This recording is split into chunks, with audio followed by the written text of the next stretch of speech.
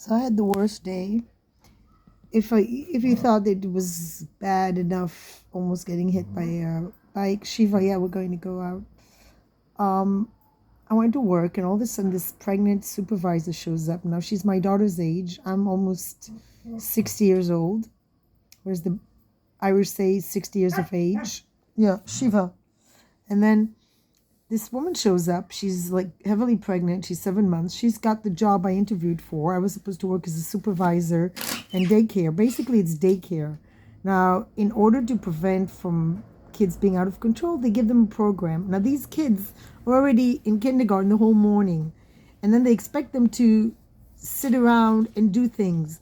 And the space is very small. So, as a person with a lot of experience, and I've raised 3 kids, I was a stay at home mom, and I was involved with my kids' lives, and they're in their 20s now. Never mind, I made a big mistake there too because they definitely don't appreciate me. But that woman just started to give me orders. She just started to say, this girl started to say, tacha, tusik, like asshole, like inappropriate words. And I said, if you continue to talk this way at the table, you will sit aside.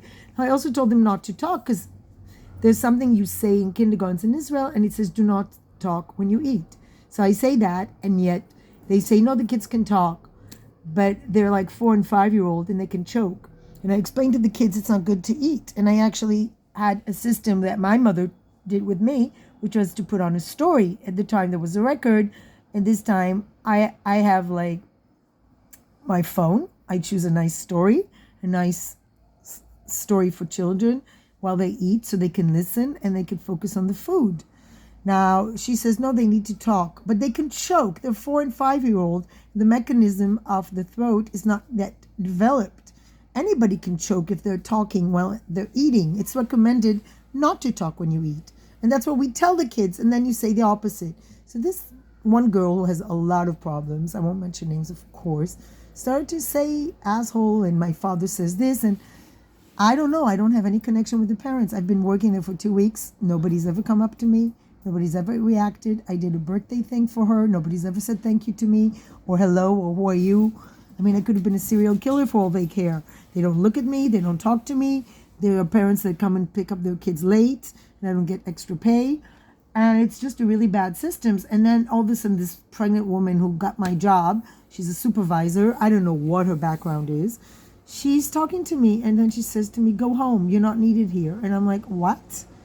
I'm not going home. This is my kindergarten, and I'm in charge here. You will not tell me to go home. She says, I'm in charge of you. And then I thought, how the hell did I get to a situation where a 25-year-old is in charge of me, pregnant with her first child? And I said, when you have 3 children, and you have raised them, and you have so many years experience as I, and master's degree in education, then maybe you can tell something to someone, but you will not tell me what to say to children in front of them. So she played good Mary Poppins, good cop, bad cop. So she was everything I said to the kid, like if telling her, giving her limits. If you talk like this at the table, you will go sit by yourself.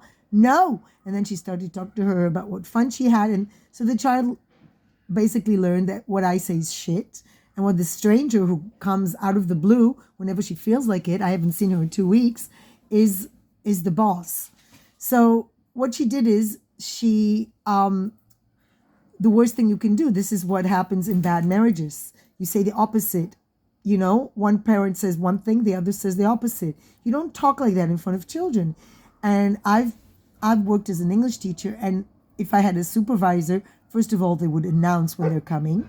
Second of all, they would sit with you because it's not a punishment. It's a professional feedback. And they would tell you what is going on and what they think and how you can improve. And I would sit there, and there would be no animosity because we do it after the lesson is over, not in front of the kids, of course, which makes a lot of sense. But since WIZO is not a professional organization, but it's a bunch of stupid women with no education, I asked the woman that phoned me and demanded I go home, what education do you have? And she said, I went to university. I said, really? What did you learn? No, she doesn't want to tell me. She doesn't want to tell me her credentials. She tells me that what I did was wrong, even though I explained to her again and again that you don't undermine the person in charge of the kids. You don't just come there I'm not doing them, God forbid, any damage. I told them they were breaking Hanukkah candles. Yes, this is in North Tel Aviv. The kids were breaking Hanukkah candles, which I thought was disgusting. My kids went to a religious school system in abroad, and to break a Hanukkah candle for me is disgusting. It is as if I would,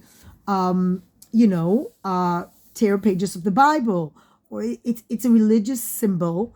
It's a light. It's a candle you light, and it even is told. We're told not to use it for other things. It has a religious meaning. And I was telling the kids you shouldn't do it. I said no, you just hide it. You shouldn't explain. Just hide.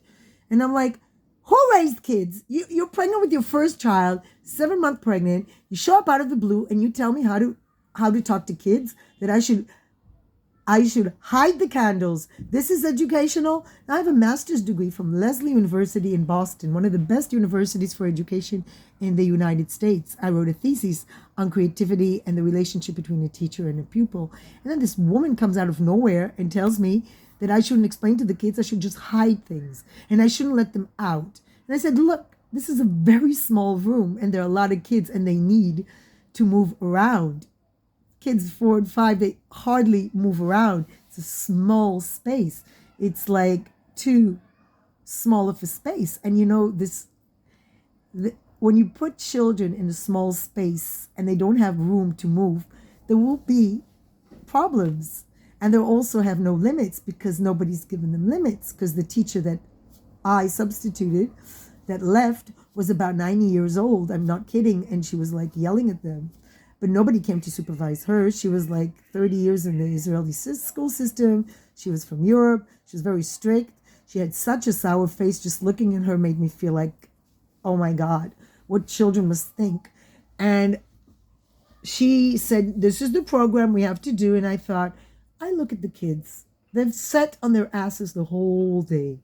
It's now afternoon. They need to eat and do things. I do creative activities with them. I do yoga with them. I don't get paid extra for that. And I definitely am not going to do some crazy program that somebody sat there. And same thing, I had a problem with Berlitz, Israel. Somebody sat there with no experience whatsoever in writing programs, educational programs. They just wrote bullshit. They just Googled, pasted from somewhere, and then they had this idea of bridges. And then they just said, the kids should do this, the kids should do that. And then I thought, the kids don't listen. And I've worked for the past 6 years in many places in Israel. This is the worst kindergarten, and nobody can work with them. There was a yoga teacher. She said, I can't work with them. They don't listen to her. There was a theater teacher who left. She doesn't want to work with them. There was a teacher's assistant who was substituting, and she doesn't want to work with them. The teacher assistant didn't listen to me. She would wash the floor, leave a wet floor when the kids were there, even though she was told countless times. And